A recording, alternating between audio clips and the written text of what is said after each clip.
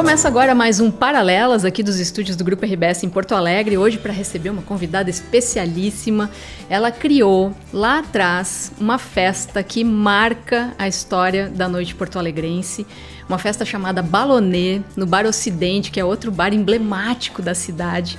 E essa festa está fazendo 25 anos, agora em 2026, 25 anos de sucesso. Para vocês terem uma ideia, a Balonê, ela foca em música dos anos 80 e 90 e já trouxe para cá alguns ícones assim desse período. Vou citar só alguns, porque depois a gente vai falar mais sobre ele. Vamos lá, Gretchen, Paquitas, um dos Menudo, Dominó, Pepeu Gomes, Léo Jaime, meu amigo, um monte de gente legal que veio para cá por conta dessa festa. E ela, além de criar essa festa, foi também uma precursora na discotecagem em Porto Alegre. Isso mesmo, uma mulher DJ poderosa. E a gente recebe aqui hoje com muito carinho, muita admiração, Thaís Scherer. Muito obrigada por estar aqui, por dividir essa história com a gente. Que história incrível, hein? 25 anos de Balonê. 25 anos, é. É quase inacreditável, né, que um projeto de noite dure tanto tempo numa cidade como Porto Alegre, né? Mas estamos aí. Sem falhar um mês, 25 anos, sem falhar um mês. Sério? Nem na pandemia a gente parou de fazer. É mesmo? A gente fazia online todo mês. Ah, a festa era online, daí? Era online. Sim, era o que restava, né? E aí eu me lembro que na pandemia a gente completou, acho que 20 anos, 19, 20 anos por aí. E a gente foi no dia da festa, que seria o primeiro sábado de setembro, né? A gente foi pro Ocidente, eu, o Alex, que é o meu sócio, a Banana, que é DJ, e o JZK, que na época também era DJ, ele montou o equipamento, montou a iluminação, a gente foi pro bar, fizemos uma festa com 4 pessoas, com transmissão ao vivo pelo YouTube para comemorar o aniversário da Balonê. Caramba, esse ano a comemoração vai ser diferente, né? Vai, eu espero que em 25 grande, anos sem pandemia, graças a Deus. Bodas de prata. Vamos começar a comemoração agora em abril já. Junto com o Paleta Atlântida, dia 25 de abril, a gente começa a comemoração. Mas vai aí, durante todo o ano, a gente vai ter edições pontuais para comemorar esses 25 anos que, né, vamos combinar que tem que ser comemorado. Merece, né? E como é que começou essa história, Thaís? Então, eu trabalhava num estúdio de fotografia. Na realidade, a minha função com produção de evento e de festa na noite começou em 98, no Garagem Hermética. Eu tinha um grupo de amigas que fazia uma festa de música eletrônica no garagem e uma delas foi viajar, enfim. E eu entrei no lugar dela. Então, assim, a gente planejava a decoração, pintava bolinha de isopor, decorava as paredes do garagem e ficamos fazendo isso durante um ano e meio, mais ou menos. E aí eu fui trabalhar nesse estúdio de fotografia. E o fotógrafo era o Marcelo Nunes, né, da Bandits. Ele era super festeiro e a gente organizava umas festas no estúdio. Então, assim, chamava o diretor de arte da agência tal, o produtor de moda, o maquiador, pra serem os DJs daquela noite. E aí a gente levou essa ideia pro Ocidente, lá pro Fiapo, e aí fizemos uma festa lá que chamava Eletro Chile, que era uma festa, assim, né, com convidados que não eram DJs, que tocavam música eletrônica. Um dia a gente convidou o Roger Lerina, jornalista, e o Diego de Godoy para tocarem, porque o Roger era da Contracapa, sempre falava das festas. O Diego trabalhava na época na Zeppelin, então fazia, né, comercial e tal. E eles disseram, não, a gente super topa, mas assim, a gente não toca música eletrônica. Pode ser anos 80. E aí era eu e a Cláudia, uma amiga minha que fazia junto. Nós pensamos, puxa vida, mas anos 80 com Eletro Chile, não combina muito esse nome, né? Quem sabe a gente faz, então, uma balonê. Tá, vamos fazer uma balonê. Daí fizemos uma balonê dia 1º de setembro de 2001. E foi um sucesso, sei lá, deu 200 pessoas. E aí, começamos a fazer e tá aí. 25 anos depois, todo primeiro sábado do mês tem balonê. É sagrado. É sagrado. Essa data não muda nunca. E sempre com música dos anos 80. Sempre anos 80, anos 90. Anos 90. E por que balonê? Balonê era uma saia dos anos 80, né? Uma peça de roupa que tinha uma dobrinha, assim, né? E aí tem tudo a ver, assim. E nesse decorrer do meio, nesse decorrer de tempo, eu já fiz uma outra festa de anos 80 que chamava Lurex.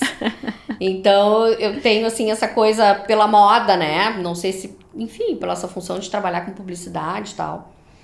E aí foi. O nome é um nome fácil, né? É um nome nacional, brasileiro. É um nome que, enfim, todo mundo... Quem curte anos 80, quem conhece anos 80, conhece. Usou uma Ballonê, né? Todo mundo usou uma Ballonê. E é um nome fácil de gravar, sonoro, enfim. Tá, e essa história de trazer artistas ou ícones dos anos 80 e 90 pra cá, como é que começou isso? E quem é que já passou pelo palco da Ballonê? Porque são tantos nomes, é um negócio impressionante, né? O que vocês conseguem. A primeira festa, que assim, ó, quando a gente começou a tocar, eu tinha um hino, digamos assim, que era Como uma Deusa, que não é nem Como uma Deusa, é o Amor e o Poder da Rosana. Da Rosana, como que eu uma sempre deusa. Exatamente. Eu sempre tocava no meu set. Ou eu abria, ou eu fechava com essa música. Em 2004, eu conheci o Beto Levin e o Zé Starosta. Um outro amigo nosso em comum nos apresentou. E a gente resolveu fazer uma Ballonê fora do Ocidente, uma edição maior. E a gente fez uma Ballonê no DC Navegantes. Que na época era DC Navegantes, agora já tem até outros nomes. E aí a gente queria, como o espaço era muito grande, né? Cabia, sei lá, umas 4.000 pessoas naquela época. A gente tinha que trazer uma atração, né? E eu bati o pé, vamos trazer a Rosana. E os guris disseram, não, mas ninguém vai ir, porque não sei o quê, porque a Rosana... Eu digo, vamos trazer a Rosana. Pois trouxemos a Rosana, foi a primeira grande atração. E foi, assim, uma loucura. Estourou. Vendeu tudo. Tudo, vendeu tudo, tinha 4.000 pessoas. Eu me lembro que o cara que me tatuava naquela época, ele tava na primeira fila com um vinil da Rosana. Eu olhava pra ele e dizia, não, mas aqui não liga o Lé com Cré, né? Tu é tatuador com o vinil da Rosana. Mas, enfim, foi um sucesso. A Rosana voltou mais umas 3 vezes, sério? Eu acho. Uhum. E ela adorou, então? Ela adorou, porque, enfim, aqui a galera sabia cantar as músicas, né? E queriam entrar no camarim, ela recebeu todo mundo, foi super simpática, assim. Foi muito legal. E ela performou, legal. Assim, a música? Como é que foi no palco? Total, ela trouxe violão, porque ela toca e canta muito bem, né? Ela tem um vozeirão. E ela cantou e, foi sensacional, assim. Foi muito legal. E aí, depois disso, veio o Biafra. A Gretchen já veio também umas, sei lá, acho que umas 7, 8 vezes. Léo Jaime já veio. Kid Vinil já veio. O Hit já veio.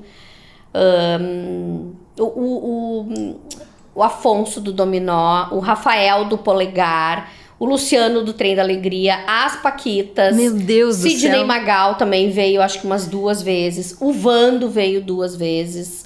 Eu me lembro uma do Vando que a gente fez no DC, que a gente foi lá na Voluntários e compramos, acho que umas 800 calcinhas. E aí a gente decorou o espaço com varal. Estendemos umas cordas, penduramos aquelas calcinhas todas. O Vando entrou no palco, as pessoas arrancaram todas as calcinhas e jogaram no palco pra ele. No final da festa, ele foi embora com uma sacola desse tamanho de calcinha. E ele levou mesmo? Todas. Levou as calcinhas embora? Todas. Então não é lenda, é real? Ele leva mesmo? Não, ele tem um quarto. Ele tinha, né? Que Deus o tenha. Ele tinha um quarto na casa dele só de calcinha. É verdade, ele já faleceu, né? Eu nem lembrava mais disso. Grande Vando, né? Grande Vando. Personalidade. Faz muita falta, incrível, né? Poxa, mas bom, ali tu viu que dava pra chegar em lugares inimagináveis, assim, né? Porque... Vocês começaram quase como uma brincadeira. Exatamente. E daqui a pouco virou uma festa de trazer artistas consagrados, dá pra dizer isso, né? Exatamente. Da época dos anos 80, incrível, né? E que ainda mobilizam, né? É um negócio... Muito. Eu não sei se tu concorda comigo, mas eu acho que esse saudosismo, ele parece que tá cada vez mais forte, né? As pessoas curtem muito reviver esses tempos pretéritos em que foram muito felizes e tal. Tem uma febre, assim, e eu acho, aí tu me corrige se eu tô errada, que não é só quem viveu essa época. Tem uma galera mais nova que não viveu isso, mas que tá interessada nisso, né? Muito. O que acontece na Ballonê, seguido acontece pai, mãe, levando os filhos. Muito. A gente recebe muito e-mail. Posso levar meu filho de 16 anos? O meu filho tem 15 anos, eu posso levar? O que eu vou dizer? Leva, né? Quero mais é que vá todo mundo na festa. Mas seguido a gente vê, assim, por exemplo, o meu pai vai fazer 80 anos, o meu pai vai em todas as festas. Teu pai é habituê da Ballonê? Habituê. Às vezes eu vou embora e ele fica. Não acredito. Sim. Então meu pai vai e tem essa coisa das gerações, tanto que em um certo momento da Ballonê a gente percebeu que um público mais jovem estava indo e aí a gente abriu a pista de anos 90. Ah, por isso que passou Por para os isso anos que 90 tem, também. Então, lá no Ocidente, a gente trabalha 2 pistas, né? Uma de anos 80 e uma de anos 90. E a gente tem começado a colocar umas coisas mais atuais, tipo assim, Lady Gaga, Bruno Mars, Beyoncé. A gente tenta colocar umas coisas mais atuais que conversem, que tenham sido influenciados por músicas e bandas e músicos dos anos 80 e 90. Entendi, tem uma curadoria super cuidadosa. Tem, assim. super, tem. Tem que ter, né? Porque a gente quer trazer coisas atuais, mas a gente não pode perder a nossa essência, que é os anos 80, né? E é os anos 80 o rock, basicamente, né? Pop rock. Os anos 80 tudo, né? Toca tipo Chitãozinho Chororó. Chitãozinho já tocou, faz tempo que não Evidências. toca. Evidências é maravilhoso, Evidências né? é um Todo mundo clássico, canta. Mas toca assim, toca Netinho, por exemplo, toca o Barramalho, toca GP, toca... Enfim, toca rock nacional. É uma mistura de tudo, né? Porque eu acho que a Balonê é uma festa que surgiu pra ser divertida. Entendeu? Então, assim, a gente não tem preconceito na pista de dança. A gente vai tocar tudo, né? Porque eu acho que quem vai na Balonê tem que se entregar e é isso que tem que sentir, entendeu? Legal. E tu te diverte, né? Eu me divirto horrores. Eu, por mim, passava a noite inteira tocando sozinha. Vou demitir todos os meus DJs, se preparem. Eu adoro, eu acho sensacional, me divirto horrores, assim. E a Balonê tem uma coisa que é a vibe da galera, que eles vêm junto, né? Tu baixa, eu seguido baixo o volume das músicas, as pessoas cantam, assim. Então eu me divirto horrores, acho muito bom.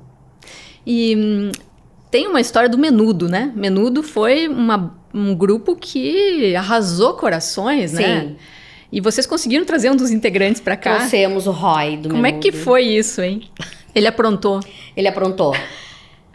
Bom, primeiro que a gente queria fazer playback e ele queria cantar. E daí nós, tudo bem, vai cantar. Foi enfim, não foi legal. Mas um certo momento do show, ele chamou umas meninas pra dançarem no palco. As músicas do Menudo, as coreografias que, né, todo mundo sabia. Tá, as gurias dançaram e ele acabou a música e ele começou a beijar as meninas. Ai, nossa senhora. Nós não, né? Menos. O gurias deu, acabou, vamos descer, parará. Foi, desceu. E eu me lembro que essa festa foi numa revenda de carro lá na Edu Chaves. Nossa. A gente fez 2 nesse lugar. Uma foi com o Vando e uma foi com o Roy. Na do Vando, choveu como não chovia em Porto Alegre há 50 mil anos. Vertia água do chão do lugar, assim. Alagou todo lugar. A festa foi um sucesso, maravilhosa. A festa do Roy fez um frio, assim, tipo, menos 3 graus. Como não fazia muito tempo em Porto Alegre. Eu me lembro que eu saí da festa e tinha... Quando forma, assim, uma casquinha de gelo no vidro do carro, tava assim. Tipo geada, assim. Tipo geada. Tava muito frio. E ele pediu conhaque pra beber, porque tava frio. Nós, ok, deixamos uma garrafa de conhaque no camarim. A festa acabou, a gente tava indo embora, assim, e ele seguia, o produtor dele já tinha ido embora e ele seguia na festa. Ele pediu mais uma garrafa de conhaque e sabe Deus que horas ele foi embora da festa. Porque a festa acabou, a gente foi embora e ele ficou lá. Então foi isso, mas foi assim, foi uma das histórias, né? Porque... Menudos nunca mais. Menudos, tô fora. Mas tem muita gente legal nesse meio, né? Tem muita gente legal. Todos eles são muito legais, Todos. né? Tem algum artista especificamente que tu traria sempre, que é a pessoa que é querida, que... Quem eu traria sempre, que é minha madrinha querida, é madrinha do meu filho, madrinha celebridade, que a gente diz, é a Gretchen, né? Eu amo ela, eu tenho o telefone dela, a gente se fala... E gosto muito dela, acho ela uma mulher forte, uma mulher de personalidade, de coragem, que tá aí fazendo a mesma coisa que ela fazia 40 anos atrás, né? Eu gosto muito dela. E ela, se eu pudesse, traria todo mês, assim. Que demais pra isso, ser DJ junto comigo. Ela é uma mulher que puxou à frente, assim, abriu Muito. Caminhos, né? Num tempo em que o preconceito era muito, machismo, muito. né? Era muito maior do que a gente se enfrenta hoje, né? E ela se expôs e se expõe, né, de uma maneira muito sincera e verdadeira, e eu acho isso muito legal, assim, da parte dela, né? Gosto muito. E falando, assim, nessa coisa do protagonismo feminino, né? Tu foi uma das precursoras, a gente pode dizer isso, né? Como DJ, como botando música em festa, num tempo em que não era tão... Hoje a gente vê mulheres comandando aí picapes e fazendo show. Bom, a gente tem aí a própria Patrícia Parenza, tem a Katia Suman com as baladas delas. Mas como é que foi isso na época, assim? Foi difícil Então, começar? não era a minha ideia, né? Quando eu comecei a fazer festa, eu nunca nem pensei nisso. Mas numa edição da Balonê, teve um dos DJs que não apareceu. Não foi. E aí que começou. E daí eu disse assim, não, eu vou lá buscar meus CDs no carro. Aí desci, peguei o meu casezinho de CDs, porque eu, enfim, ouvia, né? Anos 80. Eu disse, vou tocar. E daí tomei gosto pela coisa e comecei a tocar, assim. A Adriana Banana, já tocava na festa, então a Banana começou um pouco antes de mim. antes. Vocês são ali juntas, né? E aí eu comecei, eu acho que a Balonê tinha uns 2 ou 3 anos que eu comecei a tocar e tô aí até hoje. A gente às vezes percebe algumas atitudes vindas do público, né? Por exemplo, teve uma Balonê que eu tava tocando, acho que David Bowie, e aí logo depois eu toquei, sei lá, Balão Mágico, Xuxa, alguma coisa assim, e quase fui espancada por um cara do público da festa, assim. O cara atravessou a pista com o dedo, assim, tipo, me xingando. Sem noção, né? Eu falei, olha, não tá gostando? A porta é serventia da casa, tu pode ir embora, né? A pista lotada, todo mundo dançando, aquele cara querendo discutir comigo.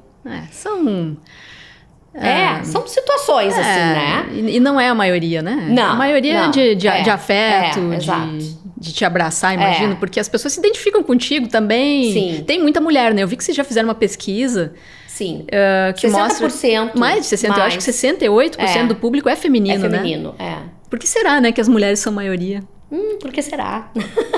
Mas eu acho que tem ido bastante homem também na Balonê. Muito casal, muito homem, assim, tá bem... Dividida? Mais misturado, eu tenho achado, assim, né? Mas eu acho que talvez a mulher se permita viver essa lembrança dos tempos, né? Que era jovem e tal. Não sei se os homens encaram isso com tanta naturalidade, assim, né? A mulher se entrega dançando, a gente olha na pista, estão de olho fechado, braço pra cima, tipo assim, como se fosse só eu dançando na sala da minha casa. E homem, tu vê que já fica mais assim, mais de cantinho, né? Já não se mexe tanto, né? Mas tem uns também que se soltam, é legal de ver. Tem de tudo. Tem de tudo. Ô, Thaís, e vocês também já abriram shows emblemáticos aqui em Porto Alegre, né? Já. Alguns shows internacionais, inclusive. Dá pra citar alguns exemplos? A gente fez um camarote da Balonê no Gigantinho para o show do Pet Shop Boys. A gente abriu o show do Erasure no Pepsi On Stage. A gente abriu o show do 10,000 Maniacs no Araújo. Já abrimos o show do Sidney Magal no Araújo. Que legal. Quando teve era Information Society, e tinha mais 2 bandas juntos também, a gente fez antes. É muito legal, assim, porque não tem quem goste dessas bandas, que vá no show dessas bandas, que não conheça a Balonê, né? Porque são 25 anos de história. Às vezes eu encontro uns amigos, eu nunca fui na Balonê. E eu olho pra pessoa e digo, tu ainda tem a cara de pau de me dizer que nunca foi, porque a festa vai fazer 25 anos, tu nunca Não foi. tem desculpa, né? Não tem desculpa, né? Então foi legal, assim, a gente abriu o Call The Police, que é uma parte do The Police com os caras do Barão Vermelho, também a gente abriu. E nessas ocasiões vocês conhecem os artistas, vão no camarim e tal, isso deve ser legal também, né? O show do Erasure, o Michel, tá me devendo até hoje, o Michel Paz, fotógrafo, fez uma foto nossa, minha e da Banana, numa troca, assim, de palco, era eu e a Banana saindo, os caras entrando, paramos no escuro, o Michel fez a foto, eu tô até hoje esperando ele me mandar, isso faz uns 15 anos. Mas a gente acaba conhecendo a galera, assim, é bem legal. Bem legal. Porque são ídolos também, né? Total, né? Fazem parte da minha história de adolescente, de ouvir as músicas e faz parte da minha história profissional depois, né? Então, pra mim é super importante, assim. E diz uma coisa, tem muita gente que anda dizendo que a noite acabou. Que a nova geração não quer mais saber das boates, que tá fechando, tá tudo fechando. Tu acha que isso faz algum sentido? A noite tá mais fraca, tá acabando, tá sendo extinta ou não? Pra Balonê, não. A gente continua aí com o nosso público fiel, né? A gente tem um público fiel, tem gente que vai em todas as balonês, não perde uma. A Balonê começa às 10 da noite, acaba às 5:30 da manhã, porque temos que acabar às 5:30 da manhã. Agora, a última Balonê, que foi num feriadão de Páscoa, né? Obviamente, ali o público fica reduzido, mas 5:30 da manhã ainda tinha, acho que umas 30 pessoas na pista de dança, Quer dizer, é mito. Tem mito. Tem espaço pra tudo. Tem espaço pra tudo. Talvez o que tá acontecendo é que a noite pode estar mudando um pouco também, né? Claro que vocês têm um público muito específico, mas vamos falar do modo geral, assim. Eu acho que não é que a noite... Eu acho que a gente tá tendo mais opção de coisas na noite, né? As gurias, por exemplo, começam as festas mais cedo. A minha festa da Thaís começa mais cedo. A Balonê começa às 10 da noite. E mais outras, todas as festas do Ocidente começam às 10 da noite. A maioria delas, né? E todas enchem.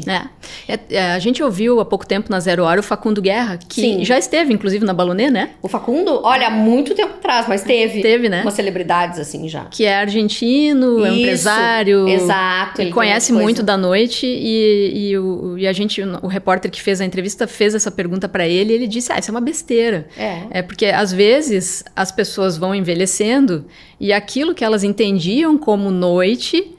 não existe mais. Aqui em Porto Alegre a gente tem sorte de ter essas baladas aí que miram o público 50 a mais, 40 a mais. Exato. E que buscam também um pouco desse saudosismo, mas não é assim em todos os lugares. Então, pode sim acontecer de alguém dizer, acabou, não tem mais noite, porque não tem a noite que a pessoa entendia que era o modelo ideal.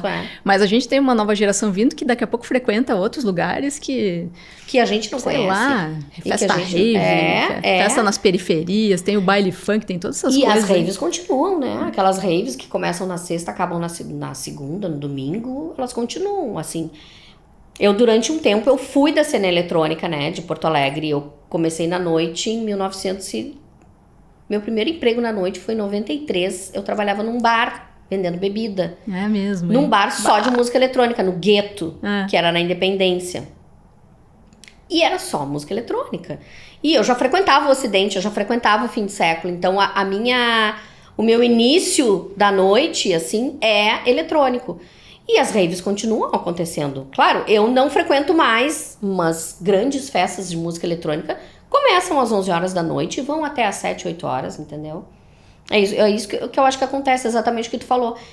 Talvez quem frequentasse esse tipo de festa, hoje já tá com seus 50 anos... já acha que isso não existe mais, mas ainda continua existindo, né? Eu não vou, aí não existe, é meio isso, né? Exatamente. Eu perdi essa referência dessa turma, não existe mais. E outra coisa que tu acompanhou também nesses anos todos foi a evolução do Bonfim, né? Que é esse bairro porto-alegrense que lá nos anos 80 também fervilhava, né? Aí com, enfim, todos aqueles bares, a cena punk, o rock gaúcho, tudo acontecendo ali, né? Como é que tá? Como é que evoluiu isso nesses anos? Né? Eu fui osvaldeira, né?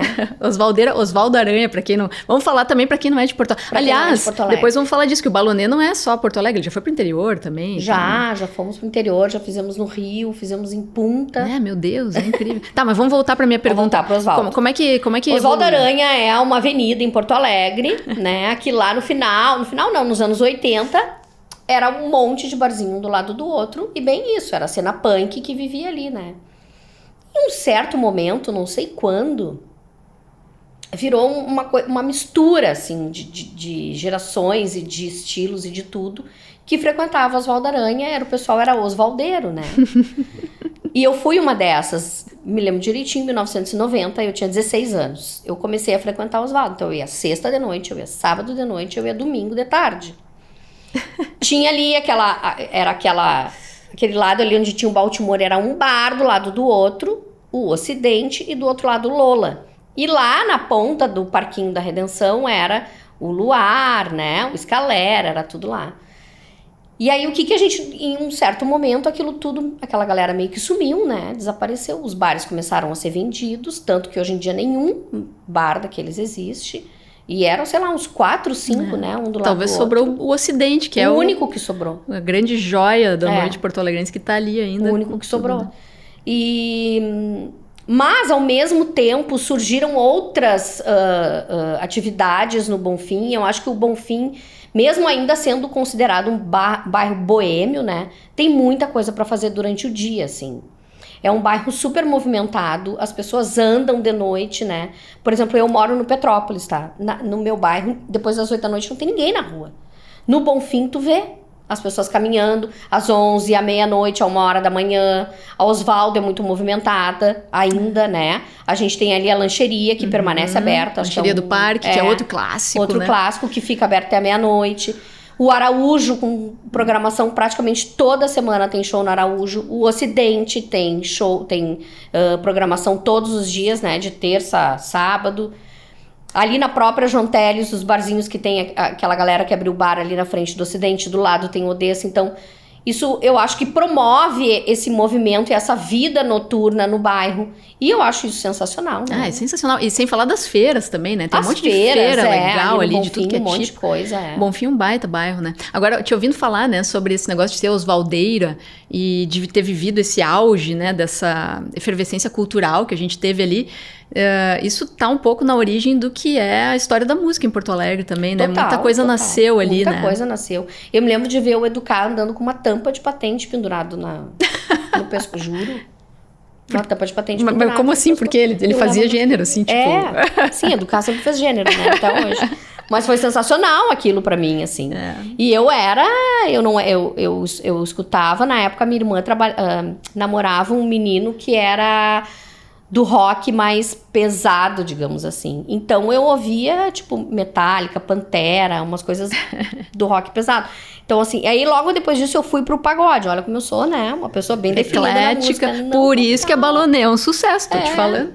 Aí eu saí do rock pesado, fui pro pagode, depois fui pra música eletrônica e agora tô nos anos 80, né? Um pouco de tudo. Bom, e fala um pouquinho dessa internacionalização da Balonê. Vocês foram pra Punta del Este? Fomos pra Punta del Este uma vez, A gente tinha a gente fez uma parceria com uma agência de turismo.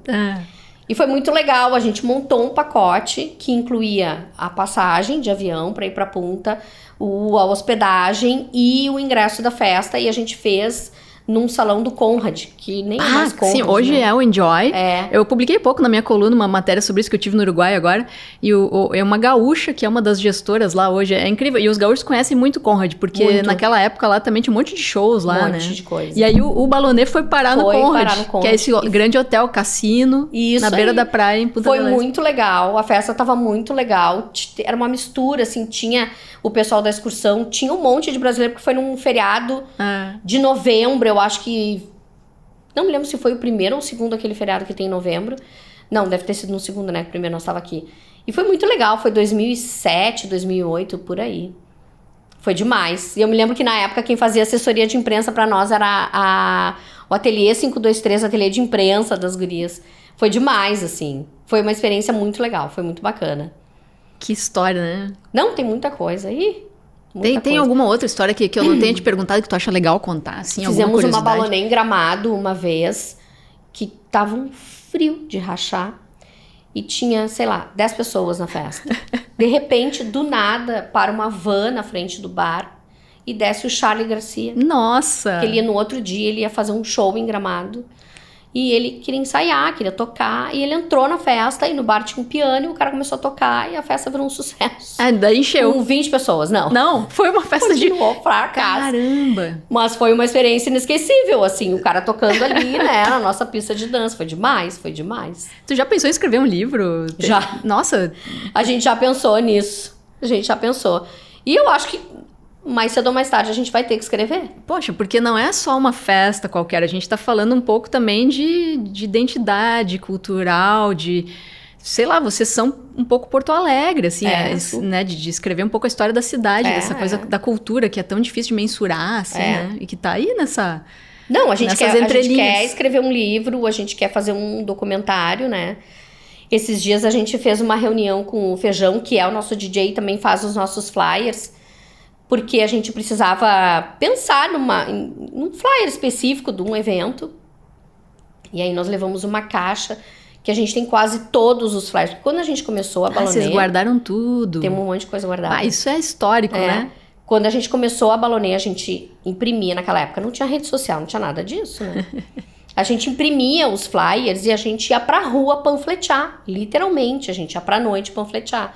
Naquela época, a Padre Chagas era um sucesso, tudo lotado. Então, a gente saía caminhando pela Padre Chagas, entregando os flyers. Então, a gente tem tudo guardado. E é bem isso, sabe? É uma história da noite de Porto Alegre que tá ali naqueles flyers. A quantidade de festa que a gente fez, sei lá. Dá até uma exposição. E agora eu tô falando de flyers, eu fui ver aqui no Instagram, a Festa Balonê tem 33 mil seguidores, né? Tem. Hoje em dia tu consegue divulgar a festa pelas redes. Por aí, sim. Não precisa mais ir pra rua distribuir. Hoje em dia a gente nem imprime mais o flyer, né? Naquela época, eu me lembro, a gente pagava os caras que guardavam os carros, né? A gente dava um dinheirinho pra eles colocarem os flyers no para-brisa dos carros. Tu vê, né? Agora é uma coisa que é maluco, porque tu tem isso guardado, é história, né? E agora a gente já não tem mais nada guardado, tá tudo meio perdido por aí, né? Nas redes, na nuvem. Exato. Não sei como é que vai ser daqui a um tempo, né? Pra recuperar Eu ainda tenho álbuns de fotos impressas da Balonê, né? Das primeiras balonês, assim.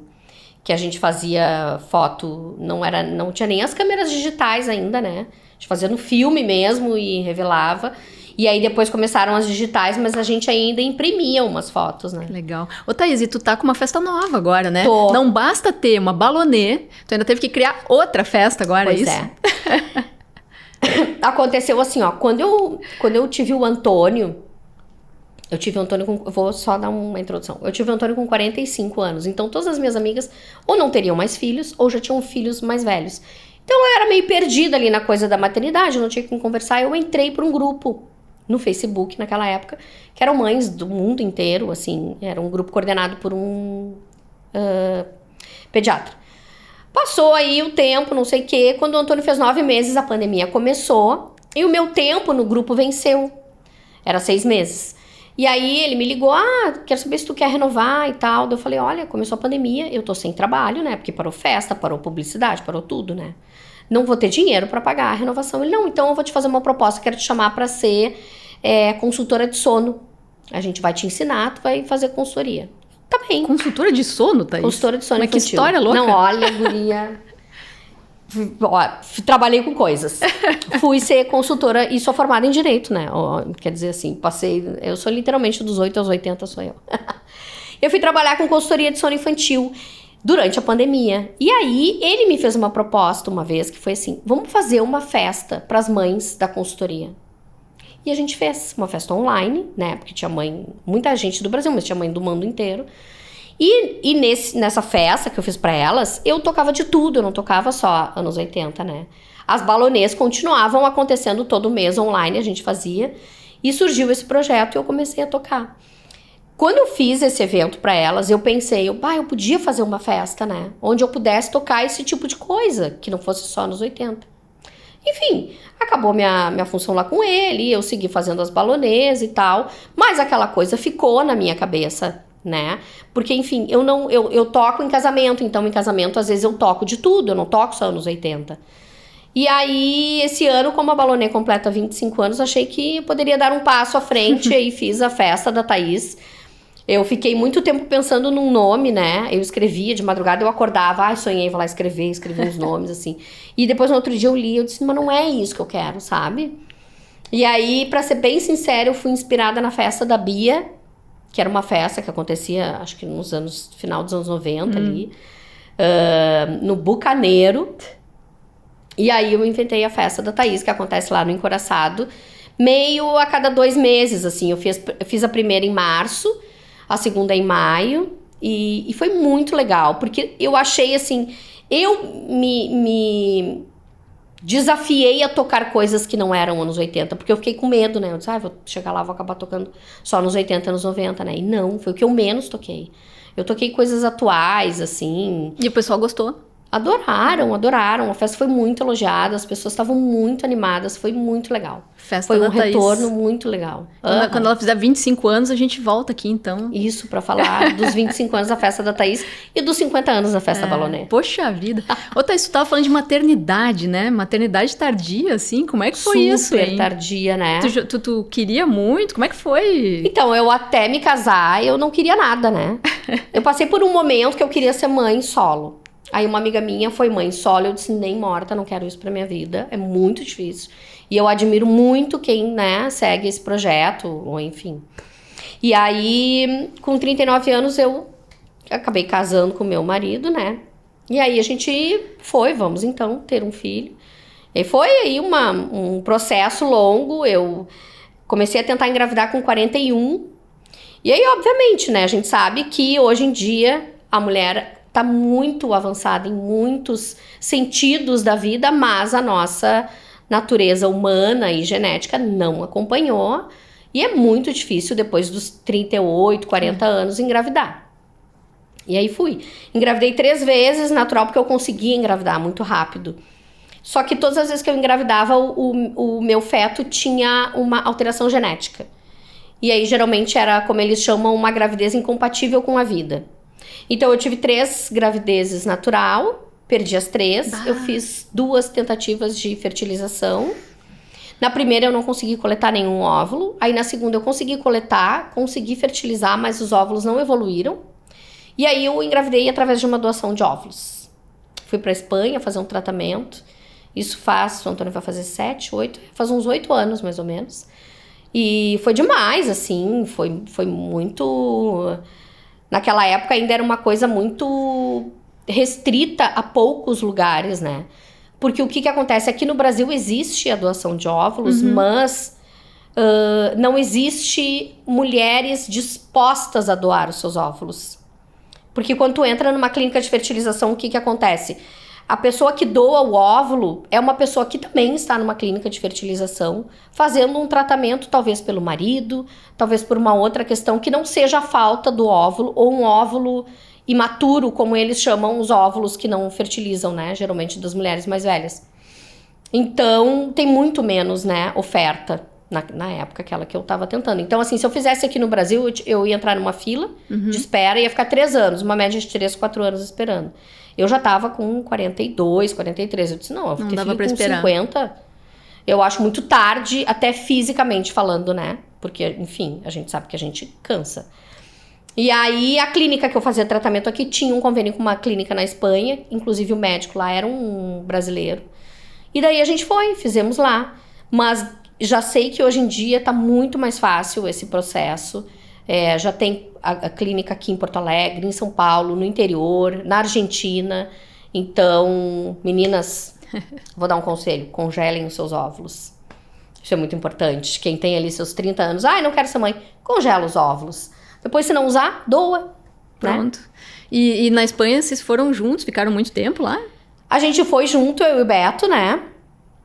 Aí a gente chegou, fomos direto a clínica em Valência. A gente foi direto pra lá. E lá as coisas são muito mais práticas, né? Eu sou uma mulher prática. Eu vou atrás daquilo que eu quero. E eu não tenho, assim, eu não arrasto corrente. Não deu certo, gente. Vamos pro próximo, né? Porque não funcionou. Vamos tentar de outra maneira, né? Então chegamos lá num domingo. Aí na segunda-feira eu fui fazer uma eco. Porque aí, como eu comprei as passagens, e aí eu comuniquei a minha clínica aqui. Então, eu fiz uma preparação do útero aqui em Porto Alegre. Tem toda uma preparação antes, isso, tá? Pra chegar lá e fazer a transferência do embrião como se eu estivesse num período fértil, naturalmente falando. Só que eu fiz um período fértil fake, assim, né? Tomei hormônio e tal. E aí, eu cheguei lá num domingo, segunda-feira eu fui fazer a eco. E daí eu fiz a eco e o médico falou assim, o teu endométrio não está ótimo, porque o endométrio, pra gente engravidar, ele tem que ter uma espessura mínima lá, né? Daí eu voltei pro hotel, falei pro Beto, vamos embora, porque não vai dar certo, porque não sei o quê. E o Beto, não, vamos, agora nós estamos aqui, nós vamos até o final, né? Isso foi numa segunda, daí na terça-feira eu fui viajar, fui encontrar uma amiga minha que morava ali naquelas ilhas Baleares e não sei o quê. Ficamos lá uma semana não, 5 dias. E todos os dias eles mandavam uma mensagem, evoluiu tantos embriões, blastocisto, né, que eles chamam. Caramba, que loucura. Não, é uma loucura. É um outro universo que a gente só conhece quando a gente entra nessas clínicas daí, resumindo, de fertilizações. Voltamos no outro dia, fiz a implantação do embrião e deu certo. E tá aí o Antônio. Tá aí o Antônio, vai fazer 7 anos. E como é que é ser mãe, assim? Quantos anos tu tem hoje? Vou fazer 52. Como é que é ser uma mãe com 52 anos de um menino de 7? É cansativo. É cansativo. Mas é maravilhoso, né? A gente tem uma outra bagagem de vida, né? Outro conhecimento, outras vivências que são extremamente importantes na educação de um filho. Então, coisas que eu faria, por exemplo, com um filho quando eu tinha 35 anos, que eu não faço e não faria hoje, entendeu? Então, é outra coisa, assim, é muito bacana ser mãe mais velha, eu acho. E assim, e não é só ser mãe, é um negócio de relacionamento, né? Eu me lembro uma vez que uma amiga minha tava me contando, porque eu discuti com fulano, que era o marido dela na época, por causa disso. Eu digo, por causa disso? Ai, né? Daí ela sempre, tu não te discute com o Beto? Não. Talvez a maturidade te dê mais tranquilidade? Total. Uma facilidade de desenrolar os problemas, assim. Não que não existam, né? Os problemas da maternidade são iguais para todo mundo. Claro. Esse pediatra que eu trabalhava, ele dizia uma coisa. A maternidade é que nem videogame. As fases vão passando e vão ficando cada vez mais difíceis, né? Imagina. Então, assim, um bebê de 2 meses pode não dormir, mas é sensacional, porque ele tá ali no teu colo e é tu que coordena. Uma criança de 6, 7 anos, já esquece. tá aloprando por aí, Aloprando por aí. E o desafio de criar um menino no século XXI, diante de tudo que a gente tá vendo, né? Violência contra a mulher, feminicídios, enfim... Tem tanta coisa nessas redes sociais, essa deep web. Como é que... assustador, como é que tu vê né? isso? É assustador.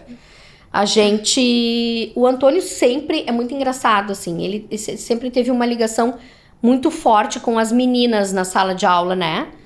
Então, os melhores amigos dele de escolinha sempre foram meninas. E aí, esses dias a gente tava num aniversário de um coleguinha e ele tava lá ansioso esperando uma coleguinha, que é a melhor amiga dele, né? Porque tá na escola nova, foi pro 1º ano e tal. E aí, quando a menina chegou, ele foi e abraçou e deu um beijinho nela. E eu falei assim, meu filho, quando as tuas amigas meninas chegarem, tu tem que perguntar pra elas, antes de abraçar e de dar um beijinho, se tu pode fazer isso, né? Porque a mamãe já te explicou que meu corpo, minhas regras. Então, tu não sabe se ela vai querer o teu abraço ou se ela vai querer o teu beijinho. Então, tu pode ir, fala com ela e pergunta. Posso te dar um abraço? Posso te dar um beijo? Mas assim, é complicado tu fazer uma criança de 6 anos entender isso, né? Como é que ele respondeu essa tua orientação? E ele disse, tá bem, mamãe. E ele pergunta? Pergunta. Até pra mim ele pergunta, né? Posso te dar um beijo, mamãe? Eu, claro, meu filho, pode vir. Então, eu acho que esse é um ponto de partida muito importante, né? Cada um tem seu corpo, é a mesma coisa que eu falo pra ele. Se tu não quiser abraçar a pessoa, se tu não quiser dar um beijinho na pessoa, tu não vai. Não precisa, né? É o teu corpo, quem decide o que tu vai fazer com o teu corpinho é tu. Não sou eu que vou dizer, vai lá dar um beijo no fulano. Não, vai se tu quiser. Então, acho que isso começa muito nesse limite corporal, né? Acho que esse é um ponto de partida muito importante. E aí fora, claro, todas as outras coisas, né? Essa parte mais dessa coisa que tu falou aí da Dark Web. Esses dias eu tava vendo o negócio das entrevistas de emprego, que eles põem os deepfake, aquele, né? Deepface, sei lá como é que é. Dando as entrevistas, e aí o cara pede pra botar a mão na frente do rosto pra ver se é verdade ou não. Eu fiquei assim, apavorada. Porque, tipo, podem pegar o meu rosto. Eu já caí num golpe do rosto, né? No Mercado Livre. Já caí no golpe. Então, é muito assustador, assim. É muito assustador. E a gente luta contra isso todos os dias, né? Porque é uma faca de 2 gumes, essa coisa da tecnologia, de a gente querer evitar que a criança tenha celular, que a criança tenha isso, tenha aquilo. Se a gente sabe que 50% das profissões daqui a 20 anos difícil, vão né? ser... Equilibrar isso, né? Essa coisa difícil. Das telas. É muito difícil. Ele já tem acesso a telas? Ele tem, mas a gente está fazendo um acordo agora. Fizemos um acordo. Ele agora, celular, ele só vê final de semana. Porque ele não vê, ele vê não querendo, né? Dar assim, tapar o sol com a peneira. Mas ele tem 6 anos, então assim, não tem redes sociais, não tem nada disso.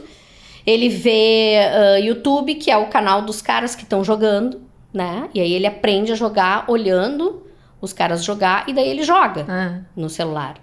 Mas fizemos esse acordo agora. Ele não pode mais ver celular durante a semana, só no final de semana. E TV ele assiste 1 hora da manhã e 1 hora depois que ele chega da aula. Não é fácil, né?